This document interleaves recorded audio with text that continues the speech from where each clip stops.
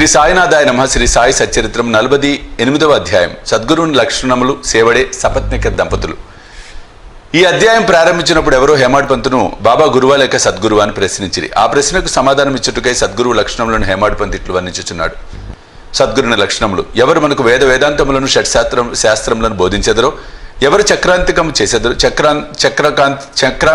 చేసెదరో, ఎవరు ఉచ్ఛ్వాస నిశ్వాసములను బంధించెదరో, ఎవరు బ్రహ్మం గురించి అందంగా ఉపన్యసించెదరో, ఎవరు భక్తులకు మంత్రోపదేశం చేసి దాన్ని పునశ్చరణ చేయమందరో, ఎవరు తమ వాక్శక్తితో జీవిత పరమావధిని బోధించగలరో, కానీ ఎవరు స్వయంగా ఆత్మ సాక్షాత్కారము పొందలేరో అట్టివారు సద్గురువులు కారు. ఎవరైతే చక్కని సంభాషణ వల్ల మనకు ఇహపర సుఖములందు విరక్తి కలుగజేసెదరో, ఎవరు ఆత్మసాక్షాత్కారమందు మన అభిరుచి కలుగునట్లు చేసెదరో, ఎవరైతే ఆత్మసాక్షాత్కార విషయమున పుస్తక జ్ఞానమే కాక ఆచరణ మందు అనుభవం కూడా పొంది ఉన్నారో అట్టివారే సద్గురువులు. ఆత్మసాక్షాత్కారమును స్వయంగా పొందని గురువు దానిని శిష్యులకు ఎట్లు ప్రసాదించగలరు? సద్గురువులు స్వప్నమందైనను శిష్యుల నుండి సేవ గాని ప్రతిఫలం గాని ఆశించడు. దానికి బదులుగా శిష్యులకు సేవ చేయ తలచును. తాను గొప్పవాడని తన శిష్యుడు తక్కువవాడని భావించడు. సద్గురువు తన శిష్యుని కొడుకు వలె ప్రేమించటే కాక తనతో సరిసమానంగా చూచును లేదా పరబ్రహ్మ స్వరూపంగా చూచును. సద్గురుని ముఖ్య లక్షణమేమన్నా వారు శాంతమునకు ఉనికిపట్టు. వారెన్నడూ చాపల్యమునకు గాని చికాకు గాని చెందరు. తమ పాండిత్యమునకు గర్వించరు. ధనవంతులు, పేదలు, గనులు, నీచులు వారికి సమానమే. హేమాడ్ పంత్ తన పూర్వజన్మ సుకృతముచే సాయిబాబా వంటి సద్గురు ఆశీర్వాదమును సహవాసమును పొందేదని తలంచెను. బాబా యవ్వనమందు కూడా ధనం కూడబట్టలేదు. వారికి కుటుంబం గాని స్నేహితులు గాని ఇల్లు గాని ఎట్టి ఆధారము లేకుండెను. 18 ఏళ్ల వయసు నుండి వారు మనసును స్వాధీనముందుంచుకుని ఒంటరిగా నిర్భయంగా ఉండేవారు. వారెల్లప్పుడూ ఆత్మానుసంధానమునందు మునిగి ఉండేవారు. భక్తులు స్వచ్ఛమైన అభిమానమును చూచి వారి మేలు కొరకు ఏవైనా చేయుచుండేవారు. ఈ విధంగా వారు తమ భక్తులపై ఆధారపడి ఉండేవారు. వారు భౌతిక శరీరంతో ఉన్నప్పుడు తమ భక్తులకు ఏ అనుభవములు ఇచ్చారో అట్టి వారు మహాసమాధి చెందిన పిమ్మట కూడా వారిపై ఆధారపడిన భక్తులకు ఇచ్చుచున్నారు. అందుచే భక్తులు చేయవలసిందేమన్నా భక్తి విశ్వాసములనేడు హృదయ దీపమును సరిచేయవలేను. ప్రేమను ఒత్తిని వెలిగించవలెను. ఎప్పుడిట్లు చేసేదరో అప్పుడు జ్ఞానమనే జ్యోతి వెలిగి ఎక్కువ తేజస్సుతో ప్రకాశించును. ప్రేమ లేని జ్ఞానము ఉత్తది. అట్టి జ్ఞానం ఎవరికి అక్కర్లేదు. ప్రేమ లేనిచో సంతృప్తి ఉండదు. కనుక మనం అవిచ్ఛిన్నమైన అపరిమితమైన ప్రేమ కలిగి ఉండవలెను. ప్రేమను మనం ఎట్లు పొందగలము? ప్రతి వస్తువు దాని ఎదుట ప్రాముఖ్యము లేనిదగును. ప్రేమ అన్నది లేని ఎడల చదువుట గాని వినుట గాని నేర్చుకునుట గాని నిష్ఫలము.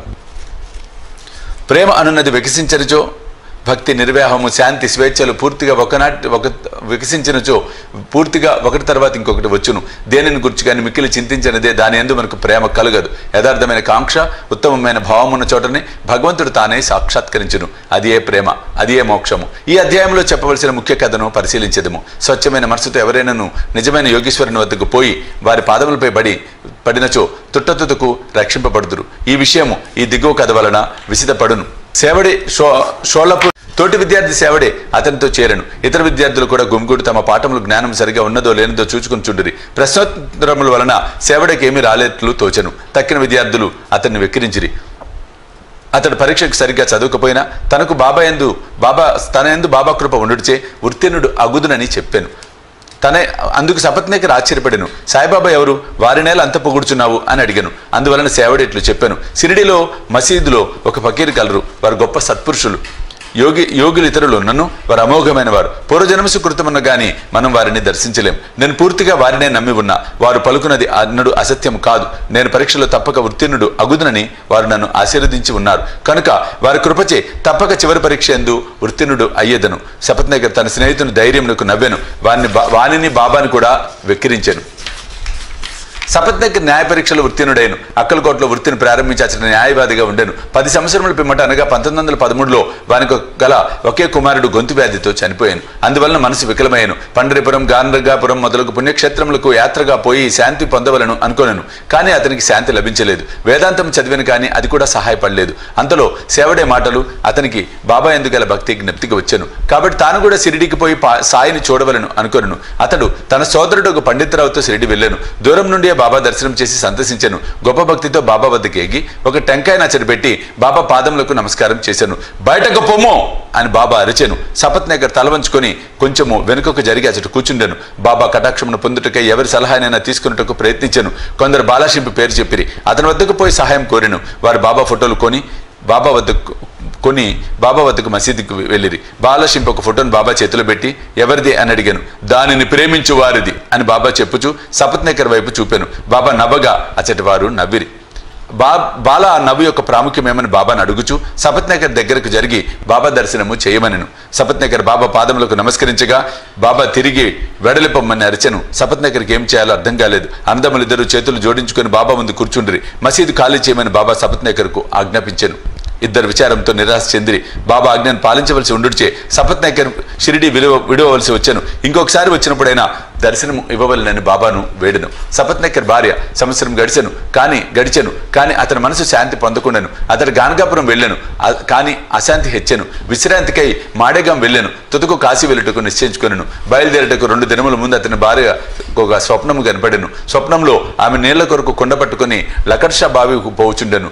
అచ్చట ఒక ఫకీర్ తలగొడ్డ కట్టుకొని వేప చెట్టు మొదట కూర్చున్నవారు తన వద్దకు వచ్చి, ఓ అమ్మాయి, అనవసరముగా శ్రమ పడదేవేలా నేను స్వచ్ఛమైన జలముతో నీ కుండను నింపెదను అనెను. ఆమె ఫకీర్కు భయపడి ఒత్తకుండతో వెనక్కు పారిపోయాను. ఫకీర్ ఆమెను వెన్నంటెను. ఇంతలో ఆమెకు మెలకు వచ్చెను. ఆమె తన కలను భర్తకు చెప్పాను. అదే శుభ శకునం అనుకుని ఇద్దరు షిరిడి బయలుదేరి వారు మసీదు చేరినప్పటికీ బాబా అక్కడ లేడు. బాబా లెండి తోటకు వెళ్ళి ఉండిరి. బాబా తిరిగి వచ్చే వరకు వారు అచ్చట ఆగిరి. ఆమె స్వప్నంలో తాను చూసిన ఫకీర్ను బాబాకు భేదం లేదనగను. ఆమె మిగులు భక్తితో బాబాకు సాష్టాంగ నమస్కారము చేసి బాబాను చూచుటకు అచ్చటనే కూర్చుండెను. ఆమె అనుకువా చూచి బాబా సందర్శించి బాబా తన మామూలు పద్ధతిలో ఒక కథ చెప్పటం ప్రారంభించెను. నా చేతులు, పొత్తి కడుపు, నడుము చాలా రోజుల నుండి నొప్పి పెట్టుచున్నవిరా. అనేక ఔషధములు పుచ్చుకొంటిని కానీ నొప్పులు తగ్గలేదు. మందులు ఫలమీయకపోవుటచే విసుగు చెంది తిని కానీ నా నొప్పులన్నీ ఇచట వెంటనే నిష్క్రమించుటకు ఆశ్చర్యపడుచుంటుంది అనెను. పేరు చెప్పనప్పటికీ ఆ వృత్తాంతం అంతా సపత్నగర్ భార్యది. ఆమె నొప్పులు బాబా చెప్పిన ప్రకారం త్వరలో తగ్గిపోవడిచే ఆమె సంతసించెను. సపత్నగర్ ముందు పోయి దర్శనం చేసుకొను. మరల బాబా బయటకు పొమ్మను. ఈసారి అతడు మిక్కిలి పశ్చాత్తాపడి ఎక్కువ శ్రద్ధతో ఉండెను. ఇది బాబా తన పూర్వం నిందించిన ఎగతాళి చేసిన దాని ప్రతిఫలమని గ్రహించి దాని విరుగుడు కొరకు ప్రయత్నించుచుండెను. బాబా ఒంటరిగా కలుసుకొని వారిని క్షమార్పణ కోరవలనని యత్నించుచుండెను. అట్లే నొచ్చెను. అతడు తన శిరస్సును బాబా పాదములపై పెట్టెను. బాబా తన వరద హస్తమును సపత్నగర్ తలపై పెట్టెను. బాబా కాళ్ళొత్తుచు సపత్నగర్ను అక్కడే కూర్చుని ఉండెను. అంతలో ఒక గొల్లస్త్రీ వచ్చి బాబా నడుము పట్టుచుండెను. బాబా ఒక కోమటి గురించి కథ చెప్పసాగాను. వాని జీవితంలోని కష్టములు వర్ణించెను. అందులో వానికి ఒకడే కొడుకు మరణించిన సంగతి కూడా చెప్పాను. బాబా చెప్పిన కథ తనదే అని సపత్నగర్ ఆశ్చర్యపడెను. బాబాకు తన విషయములన్నీ తెలిసుడిచే విస్మయం పొందెను. బాబా సర్వజ్ఞుడని గ్రహించెను. అందరి హృదయములను గ్రహించెను. ఈ ఆలోచనలు మనసును మెదలుచుండగా ఆ గొల్లస్త్రీ చెప్పుచున్నట్లే నటించి సపత్నగర్ వైపు చూచి ఇట్లనెను, వీడు తన కొడుకును నేను చంపి తినని నన్ను నిందించుచున్నాడు. నేను లోకుల బిడ్డలను చంపెదనా? ఇతడు మసీదునకు వచ్చి ఏడ్చుచున్నాడేలా? అదే బిడ్డను వీని భార్య గర్భములోనికి మరల ఇచ్చేదను. ఈ మాటలతో బాబా అతని తలపై హస్తముంచి ఓదార్చి ఇట్లనెను, ఈ పాదములు ముదుసలివి, పవిత్రమైనవి. ఇక నీ కష్టములు తీరిపోయినవి. నాయందే నమ్మకముంచుము. నీ మనోభిష్టములు తప్పక నెరవేరును.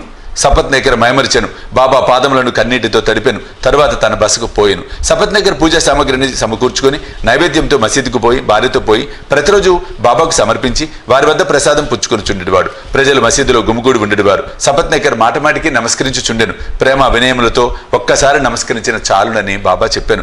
ఆనాడు రాత్రి సపత్నగర్ బాబా చావడి ఉత్సవమును చూశాను. అందు బాబా పాండురంగను వలె ప్రకాశించాను. ఆ మరుసటి దిన ఇంటికి పోయినప్పుడు బాబా మొదట ₹1 దక్షిణ ఇచ్చి తిరిగి అడిగిన ₹2 లేదనక ఇవ్వవచ్చునని సపత్నగర్ అనుకున్నాను. మసీదుకు పోయి ₹1 దక్షిణ ఇవ్వగా బాబా ఇంకొక ₹1 కూడా అడిగాను.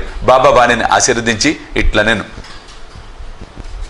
టెంకాయను తీసుకొనుము, నీ భార్య చీర కొంగులో పెట్టుము, హాయిగా పొమ్ము, మనసునందు ఎట్టి ఆందోళనను ఉంచకుము. అతడు అట్లే చేశాను. 1 సంవత్సరంలో కొడుకు పుట్టెను. 8 మాసముల శిశువుతో భార్యాభర్తలు షిరిడీకి వచ్చి ఆ శిశువును బాబా పాదములపై పెట్టి ఇట్లు ప్రార్థించిరి, ఓ సాయి, నీ బాకీని మేమెట్లు తీర్చుకొనగలము, మాకు తోచుకున్నది కనుక ఈ సాష్టాంగ నమస్కారం చేయుచుంటుమి. నిస్సహాయుల మగుడిచే మమ్మల్ని ఉద్ధరింపవలసినది. ఇక మీదట మేము మీ పాదములను ఆశ్రయించదం గాక. అనేక ఆలోచనలు సంగతులు స్వప్నావస్థలోను జాగ్రత్తావస్థలోను మమ్మలను బాధించును. మా మనసులను నీ భజన వైపు మరల్చి మమ్ము రక్షింపుము.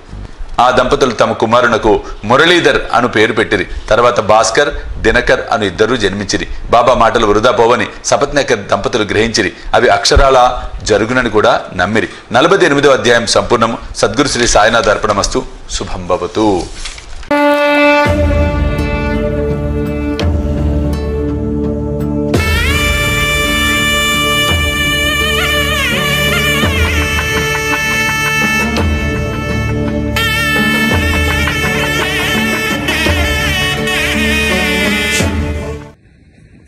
దివ్య రక్షా కవచ యంత్రానికి